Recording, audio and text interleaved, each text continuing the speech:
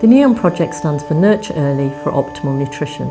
It's a project that focuses on children aged 6 months to 2 years.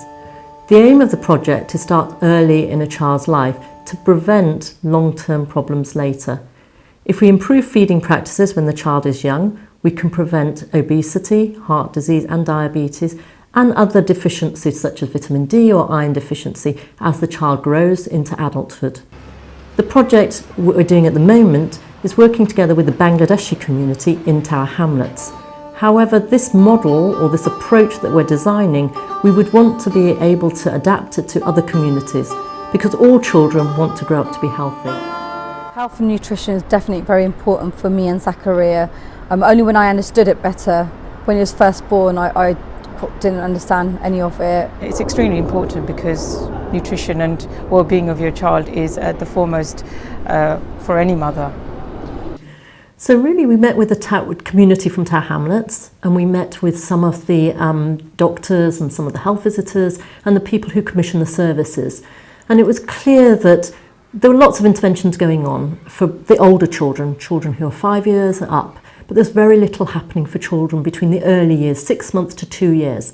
The advice needs to be tailored to the needs of the community and the culture, bearing that in mind. I would say that the Bangladeshi people in Tower Hamlets are addicted to rice because they see rice as something that has to be in the diet to grow healthy, to actually fill you up, to actually give you the energy and so forth. And somebody said they actually give fried rice for breakfast to their children, to their child because they don't see anything wrong with it. When a mother told me that she'd given her child mango juice in a bottle to feed her throughout the night because the child's constipated, so it's like a vicious circle. She was only trying to help a child, so it's like she didn't do it to harm the child but for the child's benefit, but at the end it cost the child 6 teeth. We're taught to sit in one place and eat because also there's an Islamic aspect.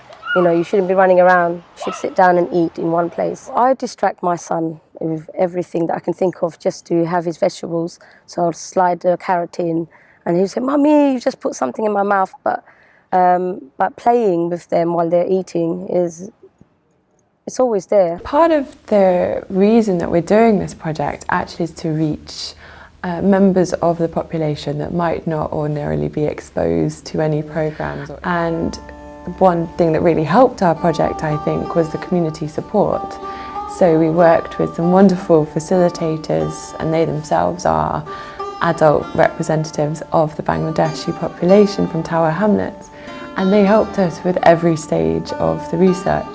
We find at the later age stage in Bangladeshi community more diabetes, more heart disease, more obesity is happening.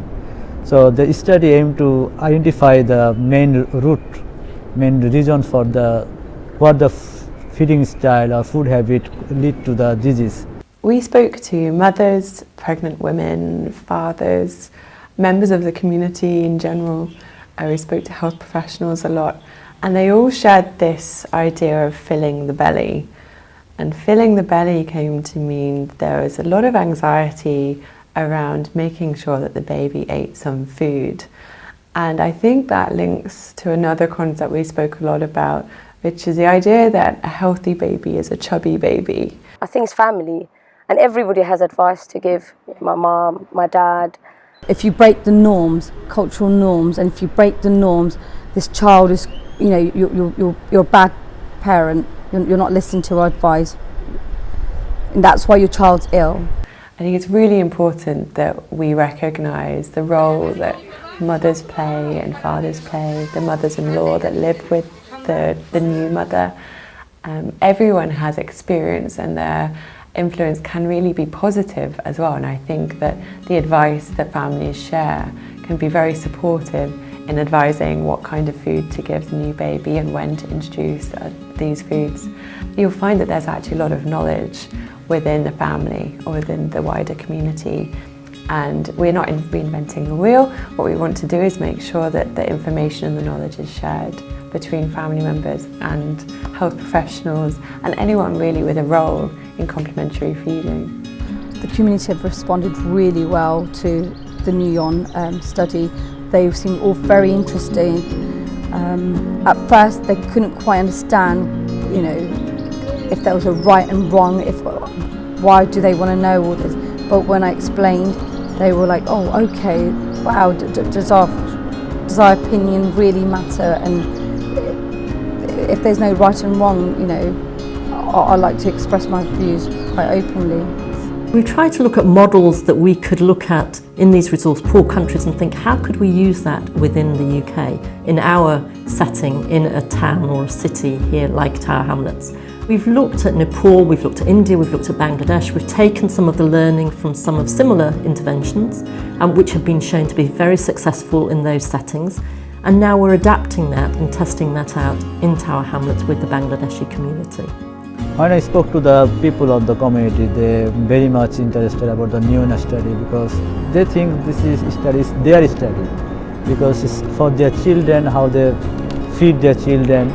Every single child should be engaging in school activities, should be able to run around, feel that they want to run around, have their enjoy eating food, but be healthy with what they eat.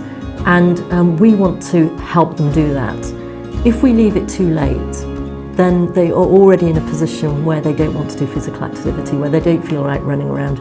And so if we start very, very early with these children and give them a good start in life, then hopefully they can have an enjoyable youth and grow up into healthy adults. I think the NEON study is very important. Definitely come from my sense of my community, because we are always told what to do, what to feed our children, and sometimes it's not the right answers. After 4 or 5 years, maybe they totally change of Tower Hamlets Bangladeshi community. You can find them, you can say, the healthy community in London, the Tower Hamlet.